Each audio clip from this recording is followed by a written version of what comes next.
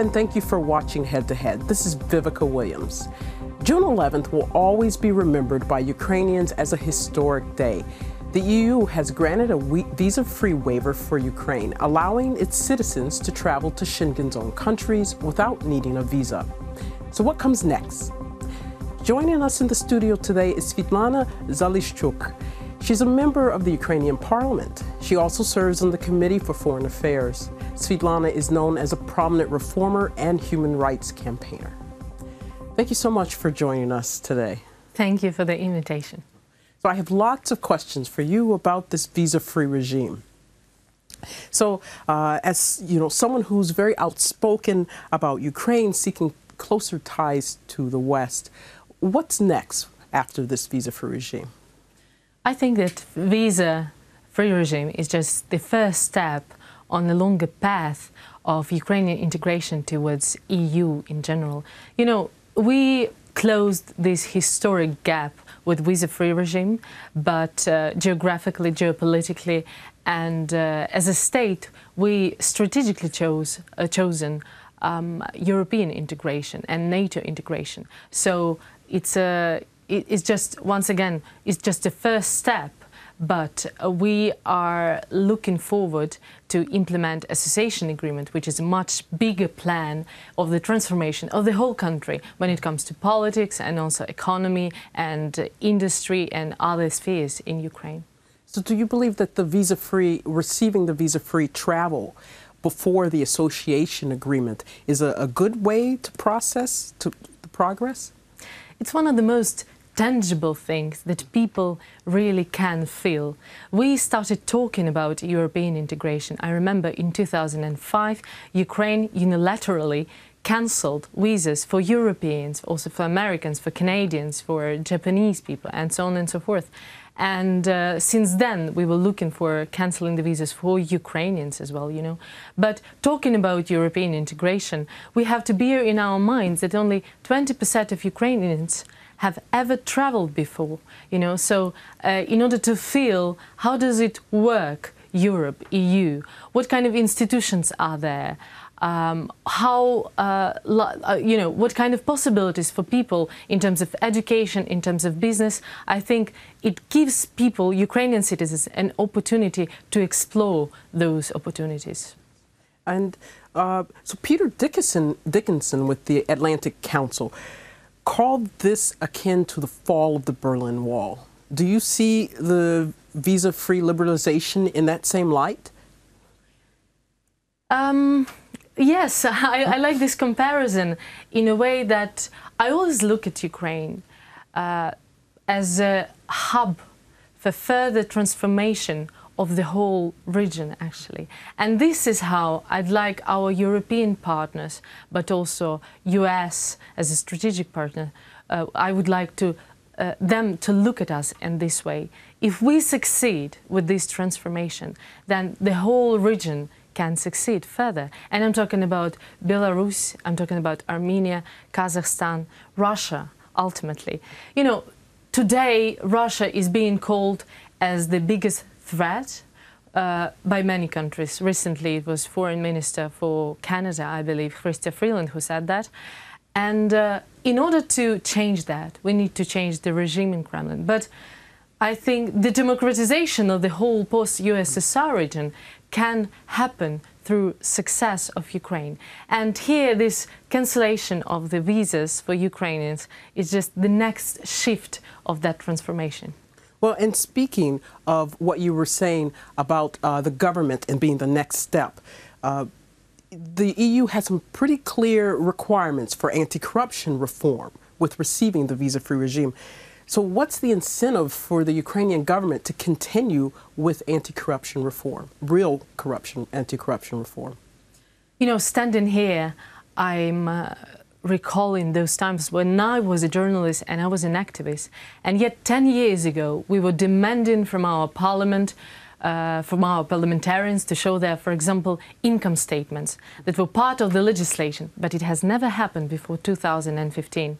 Also, we were demanding accountability when it came to transparency of the party finances, but once again, we really didn't enjoy that transparency for decades here in this country. So during the last 3 years, we managed to adopt really revolutionary anti-corruption legislation, and we established Anti-Corruption Bureau, which mandate is to investigate on ministers, on MPs, on the high-profile politicians. We also we established this legislation on opening of the declarations for 1 million of public servants and politicians. And I'm proud of that, that already being in the capacity of MP, I was the one who voted for that. However, it has to be said, this is not enough. These are very strong policies. These are new institutions, but they have to be implemented properly, and we have to see proper implementation, investigations, prosecutions of those people that are in the power and abusing the power. And this is a problem we see is with not just the implementation, but the enforcement. So the problem we're seeing with the National Anti-Corruption Bureau, with maybe their work being from them being prevented to continue their work, we're not seeing people who are being convicted, who are being sentenced.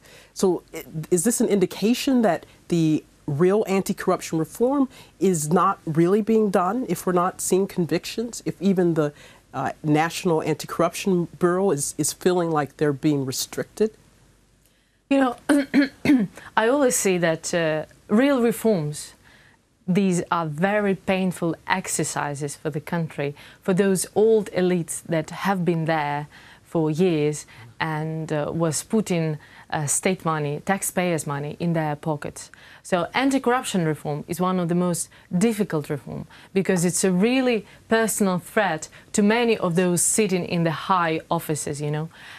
So you're right, we just built those institutions, and for the first time probably in the history of Ukraine, we see an investigation on the former MP, which is very high profile, has been the head of the Committee for Energy, or on the head of the Central Electoral Committee, or on the head of the Tax Authority.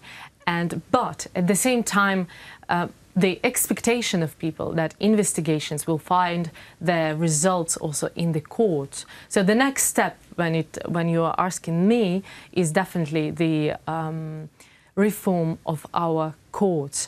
And one of the demands that we have now in the Parliament is to establish an anti-corruption court.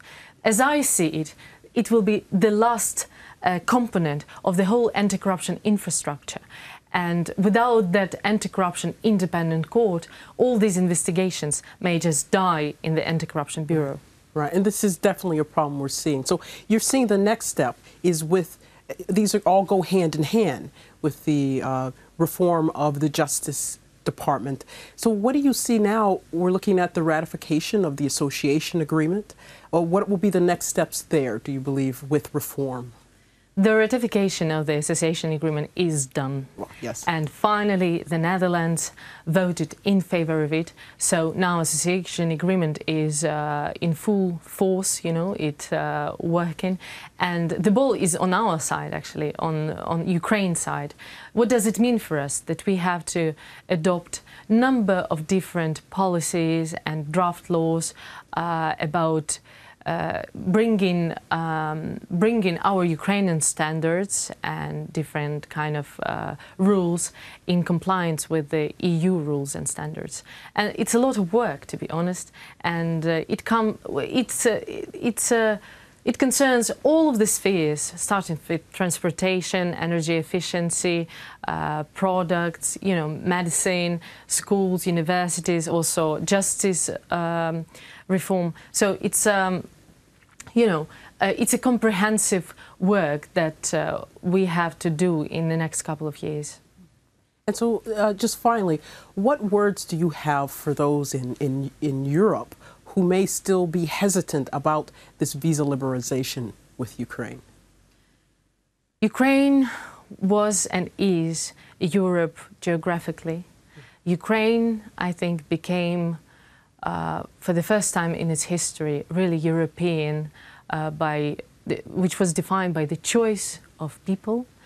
But so now I think this visa-free regime is bringing us, is just closing this historic gap.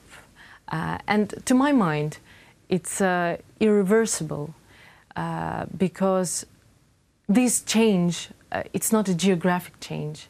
It's a change of, well, I think it's a change of our civilizational choice.